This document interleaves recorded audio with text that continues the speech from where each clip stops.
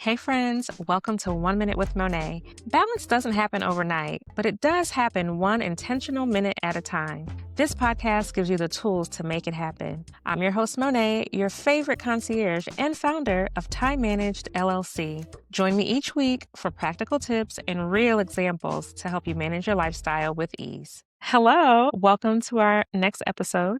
I'm Monée Williams, and I have the pleasure today to speak with Janel Stringfellow. She is the owner and founder of Cahaba Luxury Goods. She has soaps, lotions, body butter, all the things that make life feel a little bit more luxe. So, welcome, Janel. It's great to have you. How are you? I'm feeling great. Thank you so much for having me. Of course, absolutely. Well, let's just jump right in. Tell us a little bit about yourself and how did you come up with this brand? Well, it started when I was in my late 30s. I've always had eczema, but for some reason in my late 30s, it got really, really bad. Started getting Mhm. more and more flare ups. And I went to the store and everything that I tried to use as far as like bathing with, like the body washes and the bar soaps, it all burned. And Oh, so I wow. didn't really know what to do. And so a friend suggested, why don't you try making your own soap? And so I thought that it would be a little bit easier than it actually is. But once I learned the right oils to use, what the butters I should use, and how that goes with my skin, I started to find a lot of relief in using my own soap. And what are some of those ingredients that you use that you felt are best suited for your skin? Well, I do like cocoa butter. One of them is cocoa butter, but the price of cocoa butter in 2025 almost doubled. So then I had to find another butter that was similar to it. So I found kokum butter. It's kind of like the cousin to cocoa butter. So I have kokum butter and shea butter and babasu oil. And babasu oil is also the cousin of coconut oil. So some people like are allergic to coconut oil, but babasu oil, it doesn't give you that allergic reaction that you would experience with the coconut oil.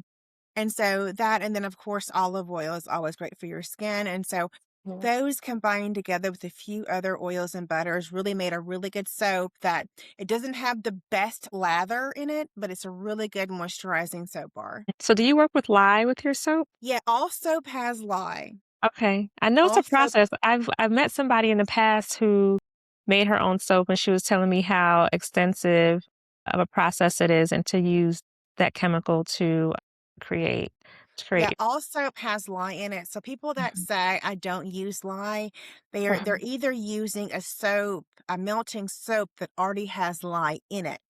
So Oh, you cannot interesting. make soap without lye. There's no way for the oils and butters to combine with that water to make it. So Mhm. if when you're using a bar soap, you would use sodium hydroxide, and if you're using a liquid soap, you would use sodium potassium. And those are Okay. the 2. Those are the difference because one will keep it liquid and one will keep it a solid. So that's what you would do. And so Okay. when you are using lye, there are a good amount of safety precautions that you would have to take in. Mhm. Of course, wear some goggles, long sleeves, and some gloves on your hands because raw lye in and of itself will burn your skin. So it's very Yes. important that you use those safety precautions with it. Okay, really interesting. Did you have to do a lot of trial and error to find out like what products work best for you and what scents would not irritate your skin? I did, and the thing with soap is you can't just make it and then use it the next day. You actually Mhm. have to wait 4 to 6 weeks for it to cure, and the reason for that is because when you make soap with the lye, you have to make sure that it drains out the soap gets rid of, all the water, and it lowers the pH to a level that's good for our skin. So if Okay. you do I mean, some say it's okay to use it the next day. I don't really wanna use it the next day. I usually just wait at least 4 weeks to the pH is out of 5 or below where it won't be harmful to our skin. That's really interesting. I had no idea, so that's a learning for me today. What surprised you the most when choosing or researching ingredients and using going through that trial and error to find what was best for you? Found out that there is a cheap and easy way of doing it, and then there is more of an expensive way of doing it. And what I found is that a lot of the commercial soaps that we use, they use a lot of fillers. a lot of Mhm. fillers, and they may have like a drop or two of like really important ingredients. So, a filler oil is something as cheap as like sunflower oil or staph oil. Those are just fillers. I mean, they're not really going to be beneficial to you, but when you say you have that with vitamin E or some kind of extract, it sounds better. But what I learned is like when I was making my soap, I didn't want to use any of those fillers. I wanted to use all the butters and all the oils that are going to be beneficial for your skin. And so once I learned that, that I could still market that is willing to pay to have all of those beneficial ingredients in there, I realized that it was worth pursuing. And I honestly did not know that as many people had eczema as I did. I honestly thought I was alone. YouTube at the time, YouTube was popular, but I didn't really know a lot about YouTube. You can kind of search, how to do soap, and there was only one lady, truly one lady out there who was like called the soap queen, and she would teach you how to use Mm. soap. And then she had books on what oils to use and the properties to use. So studying that, I really did have a lot of fun making soap. Yeah. Okay, that does sound fun. The exploration of it, trial and error, I think that sounds good, especially when you can find something that works well for your skin and you can kind of manage your eczema. Now, you started off with soap or did you start off with the body butter? I started off with soap. Okay. And then And how did I you did transition to the other products that you make? I started the soap was great, but in the wintertime I still needed something, a moisturizer. So I started using lotion, but I didn't really like the lotion that I was made because a lot of them use water as the first ingredient, which is always important, but I noticed that it was just not lasting as long as I wanted it to. So Mhm. then I tried my hand body butter. It has no water in it whatsoever, just oils and butters. And that was able to keep me hydrated for the whole day. Because when you have severe dry skin after you shower, it's like it hurts. Like your skin actually hurts because it's so dry. Like just certain movements just hurt it. And so I wanted something to combat that so that I could move freely without thinking about it. So I started doing the body butters and that just rocketed. Everybody wanted a body butter. Everybody needed it. They liked the shine that it gave. They also liked how it just kind of stopped that painful skin dryness. And at what point did you transition from just using the products for yourself to now creating a business for it? I got a lot of text messages and emails saying, "Do you have a website? Do you have a website? Do you have a website? I want this. I want this." It was becoming more of, I'm not necessarily saying it's a problem, but it was becoming more of a like me trying to figure out where am I going to meet these people to, to sell these things. And so then I thought, okay, I'll just do a website and then I'll just do the markets. And the markets is what really helped me because with my line, people want to try it, feel it, touch it. And you can put it on the website all day long, but until they actually like feel it and touch it and Yeah, feel the difference, it's not really sample. going to exactly. So they'll try it on and see how it works with their pH or their skin, and then they'll fall in love with it. And then they'll just continue to order online if I'm not available at the markets. Okay. And so are you kept pretty busy all year round at the markets or is this more seasonal? The markets I try to do all year round, but they usually start in spring and then go all the way until the winter. So Okay. like January, February kind of slow, even though I do have one market in February, but it really picks up in the summer. And so what's interesting is that a lot of candle makers will say the winter is the season for them. And for me, it's the summer is the season for me. Flocks, because I guess it's just the sense of the candles, but they will flock for the candles in the wintertime. And I just, Okay.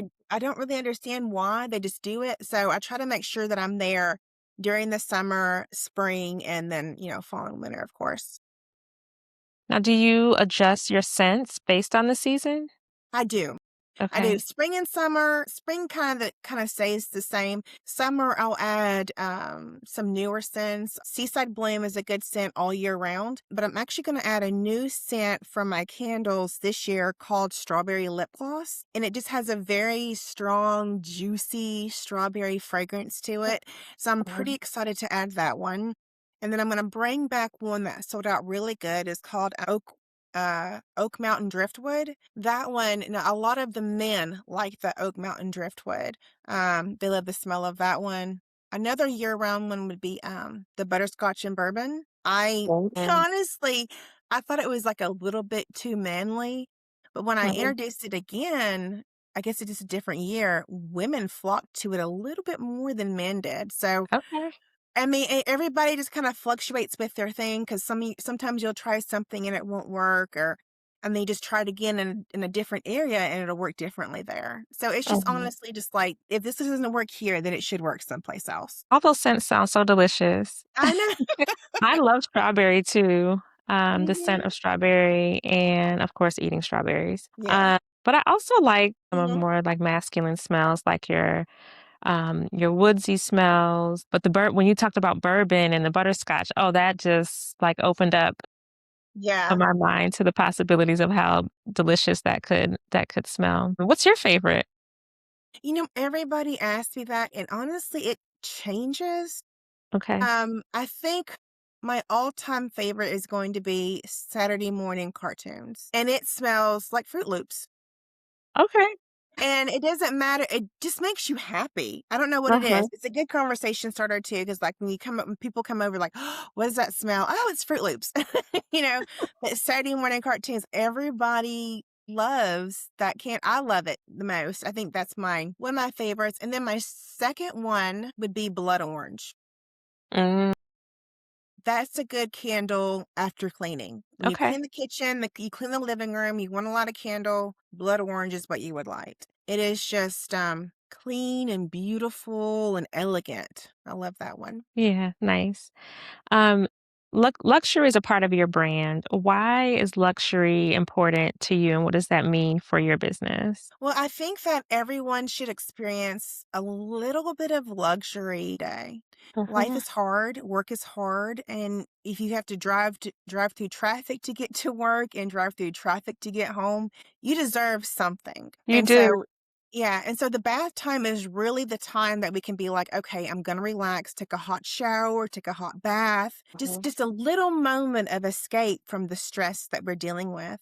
And so I want that to be a lovely experience for you. I want you to to try on a body butter that smells great that you get compliments with, or to use a soap that's good for your skin. It's really going to help with that dry skin or help with that eczema. And to use a body oil that just gives you a little bit of shine and just kind of makes your day. I think that everyone deserves that. Just that moment of luxury in this stressful world that we're living in. Yeah, absolutely. And that's one of the things that in my business I try to stress for my clients because something as simple as having a scent that makes you feel relaxed or gives you the energy that you may need to start your day are those small moments of self-care that add up to big moments of just managing your stress, managing your busyness. And it gives you something to look forward to. So again, if you are in traffic and you know that you're going to be able to take a bath and lather your body with the beautiful scents from your business, that is something that people can look forward to and make them, get through those moments that are hard a little bit easier. I agree. I agree 100%. Now, were candles always a part of your business? No. I was just gonna do like soaps and some other things, but it really wasn't a part of my business. My oldest stepdaughter, she wanted to make candles with me. Well, Okay. I heard the word with me. And so I bought the stuff to make the candles, and then, I made the candle for her, and she just left. I had all I had bought, like, a few $100 worth of supplies, so I just kept trying it out, and then I had a bunch of these candles, and so I'm like, "Well, I don't know what to do with them, so I'll just put them on Facebook." I put them on Mhm. Facebook, they all sold within, like, a day and a half. Really? And so I was just like started doing the candles. They weren't really taken off at first. I think that I was using these really expensive vessels, and to most people they just looked like they were out of the price range. So that I started to do something different. And Uh-huh. then like during COVID, I just hit a brick wall where I was just like, this isn't really going anywhere. And so my youngest daughter took a candle to school, and her teacher loved it so much, she placed a $200 order every week for a month. And I was just like, oh, she really likes this. Just give me more candles. And so candles took off. And so then I started thinking, okay, how am I going to, because I always wanted to do wood and wick candles. But I didn't know the benefit of winnow wick candles until I started making them. But they actually burn less than a cotton wick. They don't mushroom like a cotton wick. And if you Okay. follow the directions carefully, they won't smoke nearly as bad, like after like 4 or 5 hours. And then the wax is important too. A lot of people just wanted like a soy wax because it's the most natural wax that you can get. But I was the way it looked after you made it was just very unappealing. It was just kind of bumpy looking and it looked cheap. So then I Okay. found a coconut wax that really worked well. It gave it a good hot throw, a good cold throw, and it just smelled very clean. So I started using that, and then it just took off. Okay. It sounds like you have been very flexible and nimble when testing and trying your products and making sure that you're giving the best to all of your customers. I was reading that one of your slogans or something that you stand by is handcrafted with care. Is that intentional? That was intentional. To me, it means two different things. One, that you use good manufacturing habits. Uh-huh. So you wear your gloves, you wear your hairnet, you don't eat while you're doing anything, of course. You just take those precautions, clean everything down with either a little bit of a bleach solution or just 99% alcohol. And the second one is that you pay attention to what you're doing.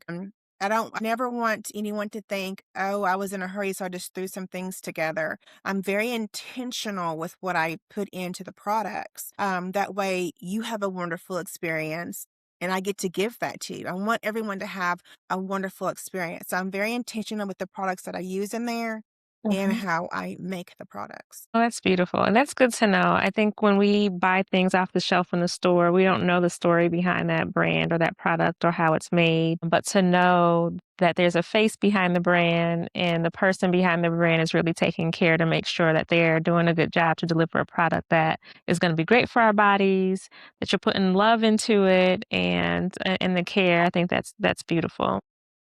Thank you. Thank you so much. Now, as a business owner, have you experienced any challenges? I know like some of your stories that you've just mentioned kind of had a little bit of that for you to have to be flexible, but is there anything else that you can share? It's a roller coaster that honestly, anyone starting a business, I understood why there's a certain percentage that go out of business the first year because it's not stable income. It really, really was not stable income. And it takes years for people to notice you. I think I even have neighbors right now that have no idea what I'm doing. It takes a long time to notice you, but you have to just keep sticking with it. And so Push. that was a hard thing for me the first year is like I was sticking with it. I was expecting the results. I was like, okay, this is a great product. Everyone should be buying it, and they just weren't doing it. And Mhm. so sticking it out and being consistent with it is probably the hardest challenge. And then knowing that this may be a week that you won't get paid, this may be a week that you will get paid. That was kind of a hard struggle for me because I was expecting, why aren't people loving this? Yeah. But it just takes time. It takes a lot of time and a lot of patience. And so it just gotta stick it out. Yeah, that's great advice. Definitely. So tell us how we can find you and your products. Well, if you are in Alabama, you can go to any of the Alabama Outdoors. They will carry my candles. Alabama Goods also carries my products. And if you're not, you can always shop online at Cahaba Luxury Goods.com. And all my stuff is there. And just feel free to browse and shop. And I usually try to ship within a day or two. Okay, amazing. Yes, you have a very beautiful website. I'm going to order and take advantage of some of the beautiful scents that you have listed here on your website. Thank you. Thank you so And I'll much. also share all of your information in the notes to this episode. Awesome. Thank you so much. Well, thanks so much for sharing your story and being here with me today. And I look forward to talking to you again soon. Thank you. Have a wonderful day. All right, you too. Take care. Bye. Thank you for joining me this week. Let's continue the conversation on social media at 1 Minute with Monét on all channels. Also, don't forget to like, follow, and subscribe to our podcast on your favorite platform.